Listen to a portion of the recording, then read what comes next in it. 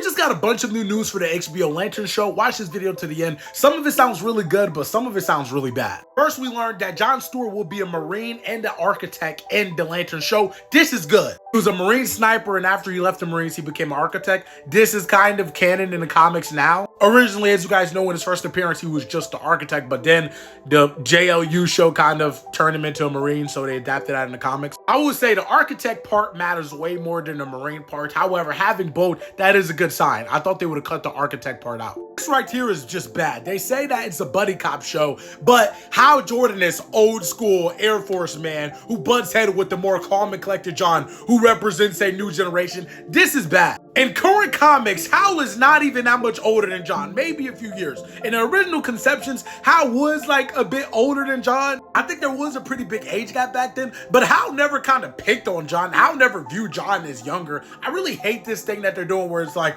oh, I'm old school and you're the new buck. Like, that's so stupid. John is just as skilled. He's just as mature, if not more mature than Hal. So this is dumb. Then they start talking about how Kyle Chandler's giving Aaron shit for being young and inexperienced and character, which is stupid. And Aaron started giving Kyle shit for being an old man. What? Bro, if you actually read those books, these two guys are like brothers. And I'm not talking big brother, little brother. Like, they're like pretty equal. When has John ever called Hal an old man? I've read a lot of Green Lantern comics. I don't remember that, but whatever. Now, this is something that's good. We see that the story will take place in a couple different time periods. So we're probably going to see John Stewart's origin, and he also says that John is a different person in one of them than he is in the other. That's cool. We're going to see some character development. I bet they're probably going to take some inspiration from this Green Lantern 147, which I literally just talked about, that gets into John's origin, his traumas, how different he was as a kid. In different time periods, I really hope we also get to see Hal Jordan in his prime being a Green Lantern with Carol Ferris. Maybe even seeing him team up with Green Arrow. That would be cool. I mean,